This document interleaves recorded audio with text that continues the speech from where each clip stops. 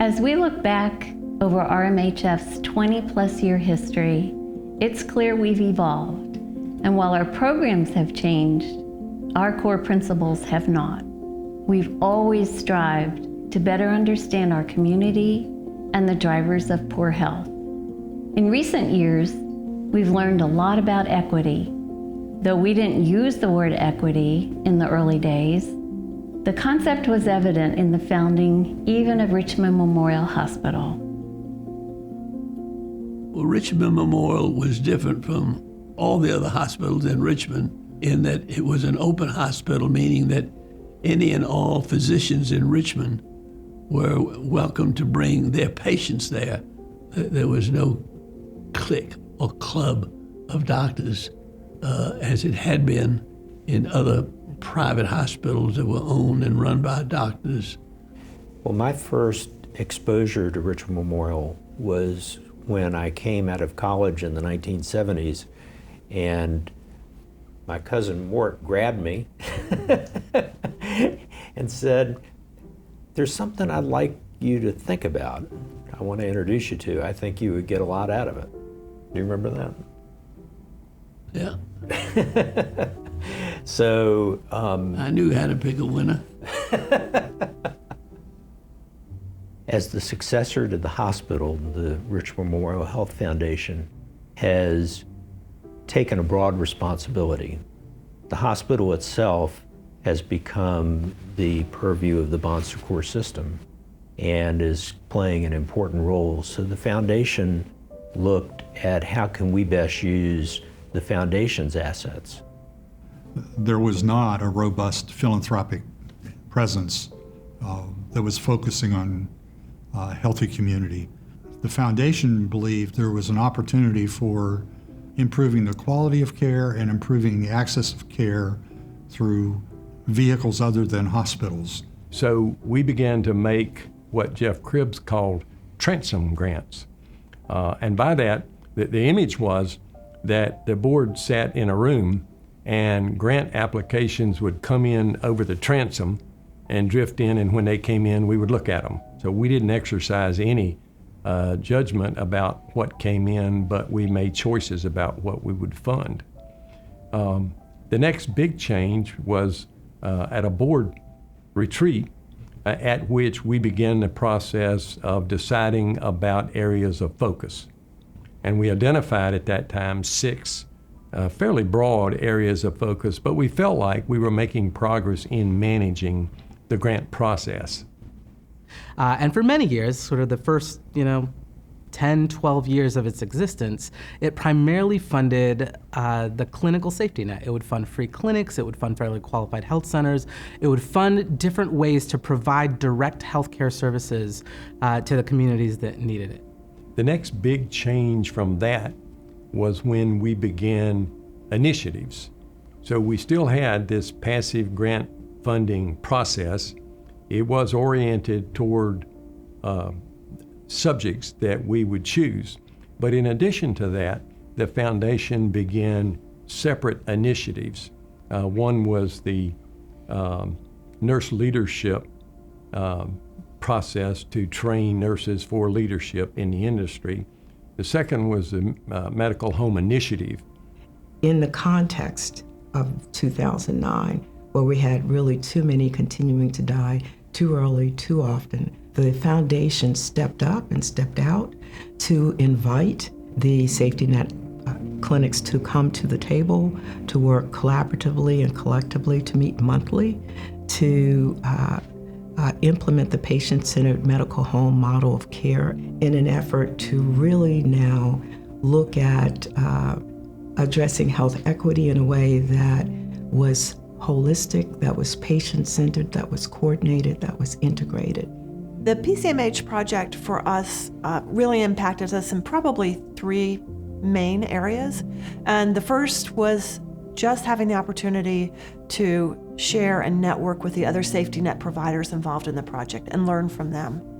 So Crossover is a very large safety net provider. We're the largest charitable clinic in the Commonwealth. And so a lot of our focus had been on volume. The Richmond Memorial Health Foundation was the first foundation to step up and say, well, we care about more than that. We care about quality. So it's great that you saw all of those people, but how do you know that you made a difference in their health? For years and years, we gave grants for funding for clinics, for operations, for individual health services, and they were great because they helped people feel better, live longer, and eased pain and suffering. But we never really could bump the needle much on the indices of health in terms of longevity and days of hospitalization and how people felt about being sick or well. And what we recognize is that the more that our population grows, the more uninsured individuals we have, the more complex our population gets, we'll never be able to fund all the clinical services our community needs. And we need to start thinking upstream. It went through at least a year of just pure learning and having people come in and talk to us about the issues and some of the underlying causes of some of the issues, in an attempt to educate the board and just change our perspective on how we approached the work that we do.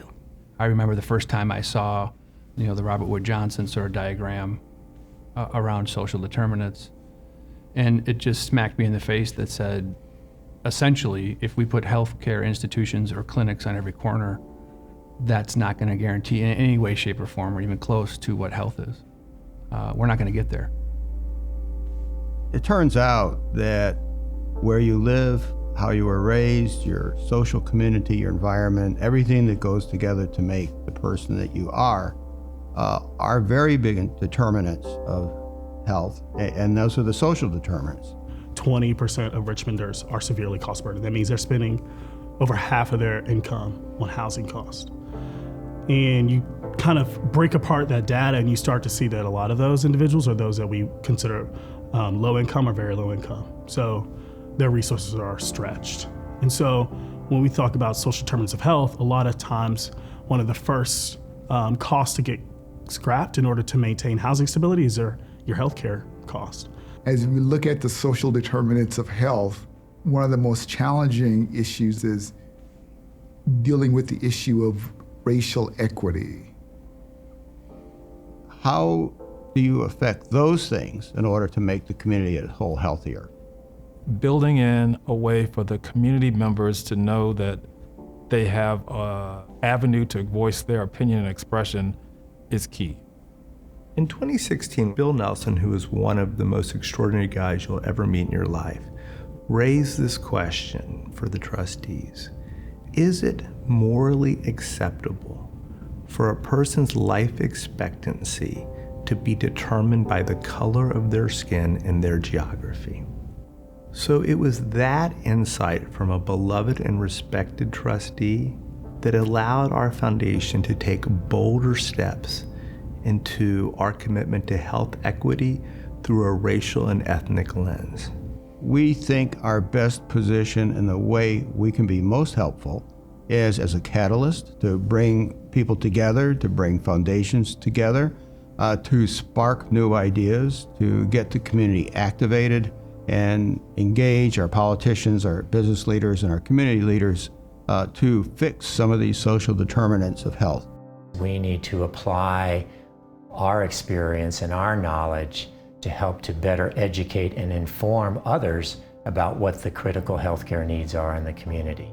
One of the ways that we've really sought to be in a different kind of partnership with our community is through the creation of the Health and Equity Fellows.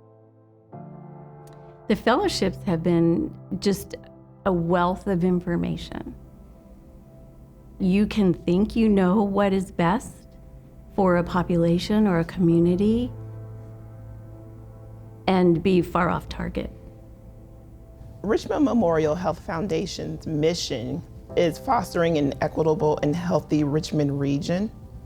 However, before we can create that region, we must first imagine it. And that's what we hope that the projects from our Hearts program will enable us to do. Instead of the foundation telling the community what it needs, the community is telling the foundation, these are the inequities we face. These are the problems that we suffer through. These are the obstacles we're up against.